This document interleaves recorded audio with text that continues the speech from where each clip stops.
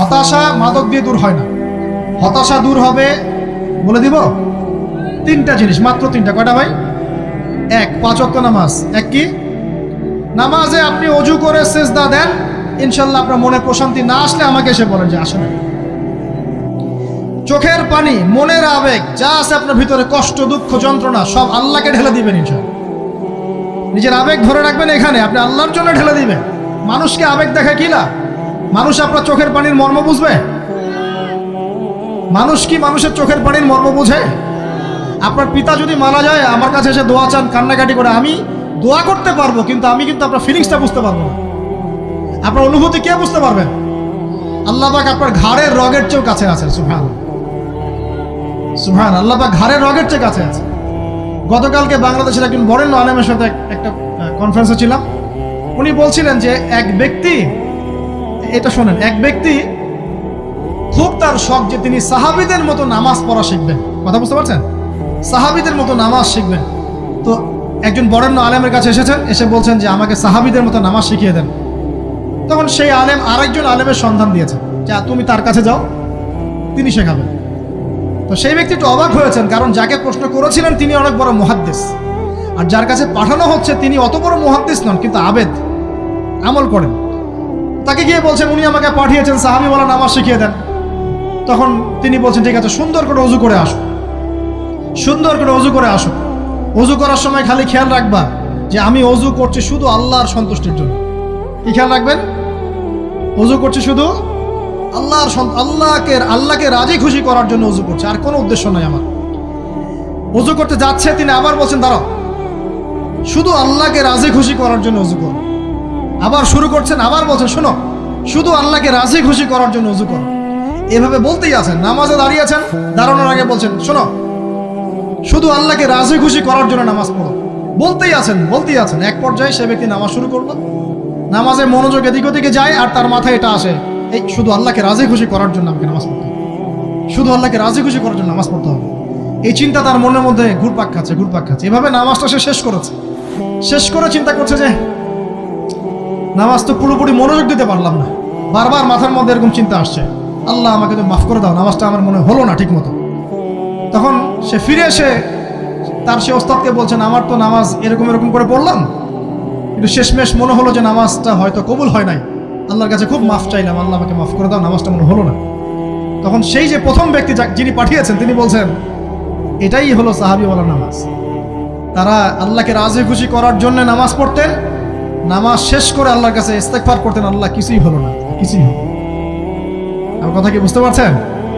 অতএব আল্লাহকে রাজি খুশি করার জন্য আপনি আপনার আবেগ, আপনার ইবাদত সব ফেলে দিবেন, অন্য কারো কাছে কিছু পাওয়ার আশা করুন। আমাকে আল্লাহ পাঠিয়েছেন দুনিয়াতে নামাজ পড়তে, রোজা রাখতে, দিনের প্রচার করতে, দিনের জ্ঞান অর্জন করতে, এই তো।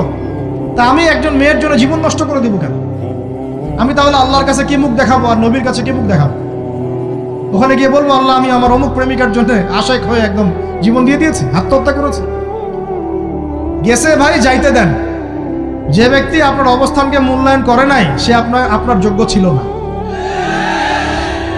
এখন আপনি কি করবেন? নিজের অবস্থান উন্নত করেন, আপনার পিছনে লাইন ধরে ঘুরবে ইনশাআল্লাহ। এটাই বাস্তবতা। দুনিয়া খুব খারাপ জিনিস। মানুষের অবস্থানকে মূল্যায়ন করে, মানুষের অবস্থানকেই মূল্যায়ন করে, কিন্তু আল্লাহ রাব্বুল আলামিন আপনাকে সর্বাবস্থায় ভালোবাসেন। আলহামদুলিল্লাহ। এই যে আমরা এখন অনেক পাপ করছি না, আল্লাহ কি আমাদেরকে আযাব দিয়ে ধ্বংস করে দিয়েছেন?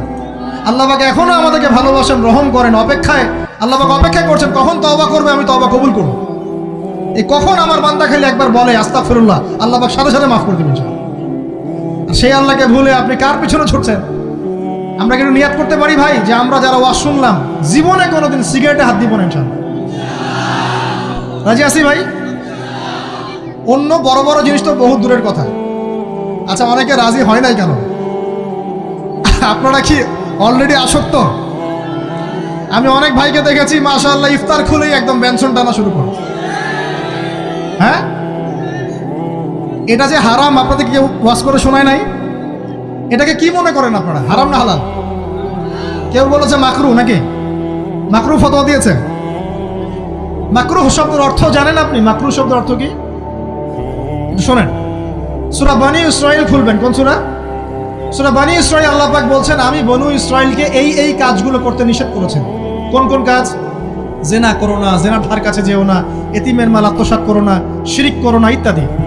যারা আলেম আছেন তারা আমার কথা বুঝবেন। এই কাজগুলোর পরে আল্লাহ পাক বলছেন যে এই প্রত্যেকটা কাজ আল্লাহর কাছে মাকরুহ, অপছন্দের। কিসের? অপছন্দ। তাহলে এটাকে আপনি সহজ মনে করছেন? নিয়াত করি আল্লাহ পাকের সন্তুষ্টির জন্য আমরা কোনোদিনও মাদকের সাথে সম্পৃক্ত হব না ইনশাআল্লাহ। আর বিশ্বাস করেন, শুধুমাত্র মাদকদ্রব্য নিয়ন্ত্রণ অধিদপ্তর এই আইন কানুন এগুলো দিয়ে, জরিমানা দিয়ে মানুষকে মাদক ছাড়ানো যাচ্ছে না, যাবে না। কেন যাবে না এটা আপনারা খুব ভালো করেই জানেন, আমি বলতে চাচ্ছি না। অনেক সময় মাদক বিরোধী কনসার্ট করে মানুষ, মাদক বিরোধী কনসার্টে ওঠার আগে এক বোতল ডাইল খেয়ে আসে আগে। এগুলো কি বাস্তব কথা বলছি না অবাস্তব কথা বলছি? আমাদের যুবক ভাইরা কোশ্চিন কালেও মাদকের ধার কাছে যাবেন না ইনশাআল্লাহ। একটা হাদিস খালি মনে রাখেন, একটা, এই হাদিসটা মনে রাখেন। নবী সাল্লাল্লাহু আলাইহি ওয়াসাল্লাম বলেছেন, কেউ যদি মাদকদ্রব্য সেবন করে তার 40 দিনের নামাজ কবুল হবে না। সিগারেট একটা খেয়েছি, 40 দিন নামাজ নাই। এরপর যদি সে তওবা করে আল্লাহ মাফ করে দিবে। আবার যদি মাদক খায় আবার 40 দিন কবুল হবে না। যদি আবার তওবা করে আল্লাহ মাফ করে দিবে। আবারও যদি খায় আবারও 40 দিন কবুল হবে না। আবারও তওবা করলে আল্লাহ আবার মাফ করে দিবে। চতুর্থবার সে যদি মাদক খায়, আল্লাহ রাসূল সাল্লাল্লাহু আলাইহি ওয়াসাল্লাম বলছেন, আল্লাহ পাক কিয়ামতের মাঠে তাকে তিনাতুল খাবাল পান করাবেন। কি পান করাবেন? তিনাতুল খাবাল। সাহাবীরা বললেন, ইয়া রাসূলুল্লাহ, এটা কি? তিনাতুল খাবাল কি? নবী সাল্লাল্লাহু আলাইহি ওয়াসাল্লাম বলছেন, এটা হচ্ছে জাহান্নামীদেরকে আযাব দেওয়ার পর তাদের রক্ত মাংসের যে পুঁজ বের হবে, এই যে ড্রিঙ্কস, জাহান্নামের হার্ড ড্রিঙ্কস, এই ড্রিঙ্কসের নাম হলো তিনাতুল খাবাল। আল্লাহ পাক আমাদের সবাইকে মাদক থেকে বাঁচিয়ে রাখুন। আমল হচ্ছে কোরআন তেলাওয়াত। যে ব্যক্তি কোরআন তেলাওয়াত করতে পারে নিয়মিত, তার মনের মধ্যে এই হতাশা, এই ভীরুতা, এই কাপুরুষতা কিচ্ছু আসবে না ইনশাআল্লাহ। আমি গ্যারান্টি দিচ্ছি আপনাকে, হতাশা আসবেই না আপনার মনে যদি আপনি কোরআন বুঝতে পারেন।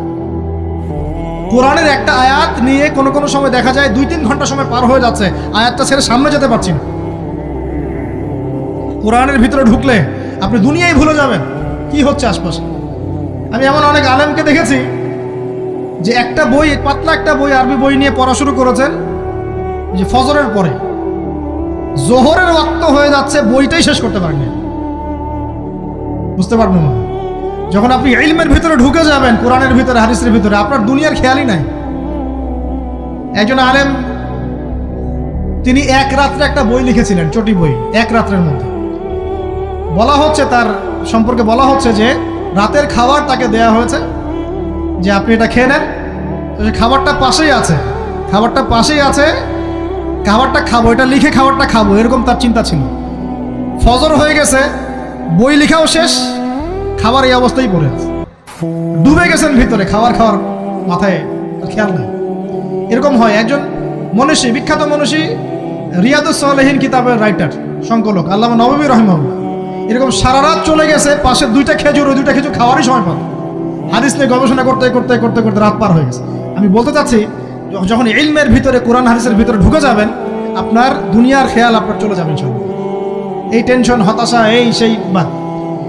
তখনই আল্লাহ পাক আপনাকে তার পক্ষ থেকে রহমত দিবেন, বরকত দিবেন, আল্লাহ আপনার দুনিয়ার কাজগুলো করে দিবেন ইনশাআল্লাহ। তখন দেখবেন কেউ আপনার দুনিয়ার ওই কাজটা করে দিয়েছে, কেউ ওই কাজটা করে দিয়েছে, কেউ বাসায় খাবার পাঠিয়ে দিয়েছে, আল্লাহ পাকই এগুলো করাই দিবেন ইনশাআল্লাহ। তো প্রিয় ভাইরা, মাদকে যাবো না আল্লাহর কাছে আসবো? 2 নাম্বার কোরআন তেলাওয়াত, 3 নাম্বার আল্লাহর জিকির। 3 নাম্বার কি ভাই?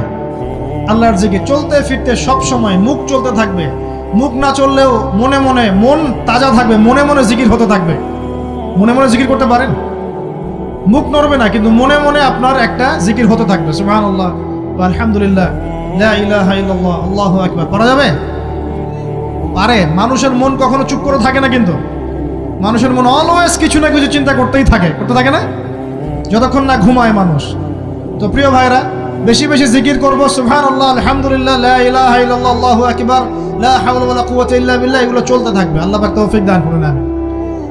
আমরা আমাদের সমাজে যুবকদেরকে এরকম টিকটকে দেখছি, অনলাইনে আসক্ত দেখছি, জেনায় আসক্ত দেখছি, পর্নোগ্রাফিতে আসক্ত দেখছি। আমরা দেখছি আমাদের যুব সমাজকে মাদকে আসক্ত, কিশোর গ্যাংয়ে আসক্ত। এইগুলো কি আমাদের কাম্য ছিল ভাই? আমাদের কাম্য ছিল? এই অবস্থায় কি যুব সমাজ আল্লাহ পাকের দ্বীনের পতাকা হাতে নিয়ে আল্লাহর জমিনে দিন কায়েম করতে পারবে কিনা একটু আমাকে উত্তর দেন দেখি। এখন এই অবস্থায় পারবে? অতএব অবস্থার উন্নতি করতে হবে কিনা? উন্নতির জন্য রাজি আছে কিনা ইনশাআল্লাহ? আমরা চাই কি আল্লাহ পাকের দিনটা আল্লাহর জমিনে প্রতিষ্ঠা লাভ করুক, আল্লাহর দিন সবার ঘরে ঘরে পৌঁছে যাক, আল্লাহ পাকের দিনের যে সৌন্দর্য সবাই সেটাই, এই সৌরভটা সবাই পাক। আমরা চাই কিনা সমাজে শান্তি প্রতিষ্ঠা হোক, আবার সেই রাসূলের মতো যুগ চলে আসুক? আমরা চাই কিনা? অতএব আমাদের সবাইকে যৌবনের এই প্রলোভনগুলো থেকে বেরিয়ে এসে আল্লাহ পাকের ইবাদতে আত্মনিয়োগ করতে হবে। আল্লাহ পাক আমাদের সবাইকে তৌফিক দান করুন, বলি আমিন। আমাদের সবাইকে আল্লাহ রাব্বুল আলামিন কুরআন এবং হাদিসের গভীর জ্ঞান অর্জন করার তৌফিক দান করুন, বেশি থেকে বেশি ইবাদত করার তৌফিক দান করুন। আল্লাহ পাক সবাইকে হারাম সমস্ত রিজিক থেকে বাঁচিয়ে রাখুন, জেনা, ব্যভিচার এবং নারীর ফিতনা, মাদক থেকে আল্লাহ বাঁচিয়ে রাখুন। আল্লাহ পাক আমাদের সবাইকে হালাল রিজিক, হালাল সম্পর্ক যথেষ্ট করে দিন। আল্লাহ পাক আমাদের সবাইকে যেন দিনের দাওয়াতের মেহনত করার তৌফিক দান করেন এবং আলেম ওলামার সাথে পরামর্শ করে দিন শেখার এবং বোঝার তৌফিক দান করেন। যুবতী দিনী বোনদের জন্য, এখানে বোনরা আছেন না? আছেন কি না? দিনী বোনরা আছেন? একটা নসিহত দিনী বোনদের জন্য আমি একটা নসিহত করতে চাচ্ছি, একটা নসিহত। আমার এই একটা নসিহত একটু মন দিয়ে শুনুন প্রিয় দিনী বোন। রাসূলুল্লাহ সাল্লাল্লাহু আলাইহি ওয়াসাল্লাম আমাদের দিনী বোনদের জন্য জান্নাতে যাওয়ার একটা ফর্মুলা বলে দিয়েছেন। আমি কি বলবো সেটা? আচ্ছা, রাসূলুল্লাহ সাল্লাল্লাহু আলাইহি ওয়াসাল্লাম বলেছেন আমাদের দিনী বোনেরা, আমাদের মায়েরা, এই নারী জাতি মাত্র 4টা কাজ করলে জান্নাতের যে কোনো দরজা দিয়ে ইচ্ছা প্রবেশ করতে পারবেন। খুশি হন নাই? কয়টা কাজ? মাত্র 4টা। এক, যদি আমাদের দিনী বোনেরা 5 ওয়াক্ত নামাজটা ওয়াক্ত মতো পড়ে, আল্লাহ পাক তৌফিক দান করুন, বলি আমিন। 2 নাম্বার, যদি তারা রমাদান মাসের রোজাটাকে ঠিক মতো আদায় করতে পারে।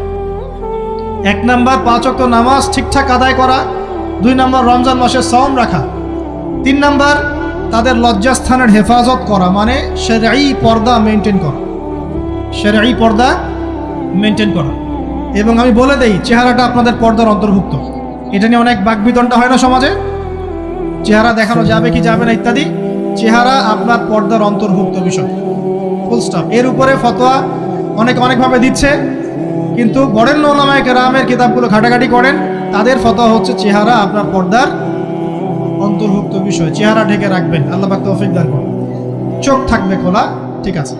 4 নাম্বার, স্বামীর আনুগত্য করতে হবে। স্বামীর আনুগত্য, এই যে আনুগত্য শব্দ শুনলেই মানুষের একটা মানে নেগেটিভ ধারণা তৈরি হতে পারে। স্বামীর আনুগত্য মানে কি আমি তার দাসত্ব করব?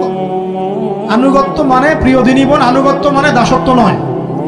আনুগত্য মানে কোরআন সুন্নাহর যে বিধানগুলো আপনার স্বামী আপনাকে পালন করতে বলবে, আপনি সেগুলো করবেন, আপনি করতে বাধ্য।